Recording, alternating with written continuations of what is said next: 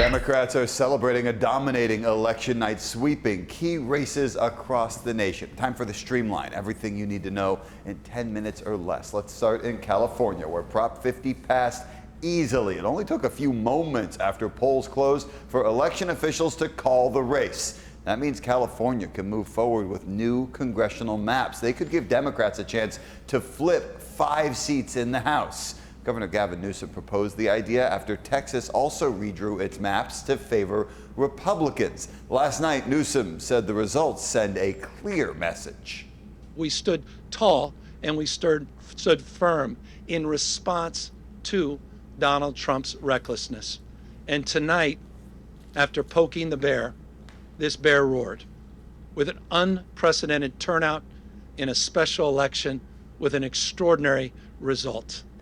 In San Diego County, the passing of Prop 50 means Congressman Darrell Issa's seat could be in jeopardy. He represents District 48, which includes Poway, Santee, and parts of Escondido. Well, across the country, Democrats picked up some big wins in gubernatorial races. Mikey Sherrill won in New Jersey. Abigail Spanberger flipped Virginia's top office from red to blue. They're now the second and first female governors of their respective states. And in New York City, Assemblymember Zohran Mamdani beat former New York Governor Andrew Cuomo for the mayor's seat. The self-described Democratic Socialist sent this message to President Trump. If anyone can show a nation betrayed by Donald Trump how to defeat him, it is the city that gave rise to him. On social media, President Trump blamed the shutdown and his absence from the ballot as reasons for Republican Party losses. A new record set today. The government shutdown now entering day 36, beating the previous record set by the first Trump administration back in 2019. Secretary of Transportation Sean Duffy announced on Tuesday that parts of U.S. airspace could be closed if the shutdown drags into next week. Airports all across the country report shortages in air traffic control staff and TSA workers as they continue to work without pay. As for SNAP recipients, many wonder when they're going to receive the funding after the Trump administration announced they will partially fund the federal food assistance program. That means that people will only get part of their benefits. A big sticking point, of course, is health care, with Democrats trying to preserve health care subsidies and Republicans saying they will not negotiate on it until the government reopens. This morning, we have new video showing the moment a UPS cargo plane crashed near Louisville International Airport. The plane exploded into a massive fireball. At least 7 people were killed. Another 11 people were injured. The aircraft was taking off for Honolulu with 3 crew members on board when one of the plane's engines caught fire. People in the area are still sheltering in place this morning as officials work to clean up the wreckage. There are more than 100 firefighters on the scene from across the region that are still here, that are working to make it safe for everyone in our community. Now, the plane was reportedly out of service for much of last month, likely for maintenance, and was out of service again the day before the crash. Operations at the UPS hub in Louisville is stopped this morning while the NTSB investigates. Meanwhile, we are learning of another U.S. military strike on a suspected drug smuggling boat, this time in the Pacific Ocean. Secretary of War Pete Hegseth says 2 people were killed. He says U.S. intelligence confirmed the boat was involved in drug smuggling and was traveling along a known trafficking route. Tuesday's attack is the 16th U.S. military strike on a suspected drug smuggling vessel this year. At least 66 people have been killed. Now to your consumer news. We have partnered with the Better Business Bureau to help save you some money and avoid scams. This morning, a warning for anyone booking a vacation. Joe Ducey reveals the 3 most common travel scams in online searches.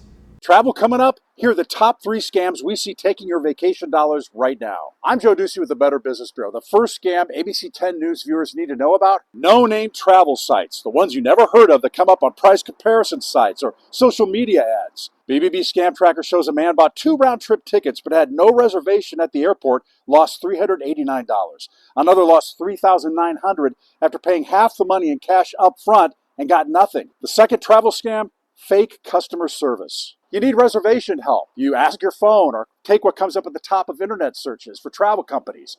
Not a good idea. One woman Googled United Airlines, got an email with their logo, but it wasn't United. She lost $658. One person thought she had a cruise line site, but found out too late the web address had a missing letter. The third vacation scam to avoid: bogus vacation rentals. You find a listing, pay the deposit, but when you arrive, it's not for rent or doesn't exist, and your money's gone. Just imagine the disappointment. Don't be a vacation victim. Know who you're dealing with. Read reviews. Stick with known sites. Beware of prices too low. Don't rely on top search results. Scammers have learned how to get there. And once again, pay with a credit card, never cash. Avoid scams when hiring. Look for this sign of a trusted BBB accredited business. More on travel scams at 10news.com, and I'll see you next time. The U.S. is sending $24 million to the Caribbean to help the island nations recover from Hurricane Melissa. The majority of the money will go to Jamaica. Melissa made landfall there as a rare Category 5 hurricane. The Trump administration is expected to send more money after crews on the ground get a chance to assess all of the damage. Today, President Trump's global tariffs go before the Supreme Court. It's one of the biggest cases affecting the Trump presidency. The nation's highest court will hear arguments over the legality of these tariffs and whether the president can impose them without congressional approval. Back in April, the Trump administration declared an emergency over trade deficits, using that to justify tariffs. But a group of business owners in blue states sued. The lead plaintiff in this lawsuit says businesses are being hit really hard. In 2024, I believe that we calculated that we paid $2.3 million in tariffs. We calculated that based on our 2025 budget, the closest we could come to an apples comparison, it would have been $100 million. So if the court rejects the tariffs, the U.S. government could owe tens of billions of dollars in refunds to businesses. President Trump would also lose a key bargaining chip in negotiations with other countries. The justices are expected to rule on this case by next summer. Millions of Americans are searching for work with no luck. Some job seekers say even after applying to hundreds of positions, they rarely hear back or get an interview. Experts describing the current job market as low hire, low fire. If you do become unemployed, it is harder to find a job right now because job postings have come down and the hires rate has declined.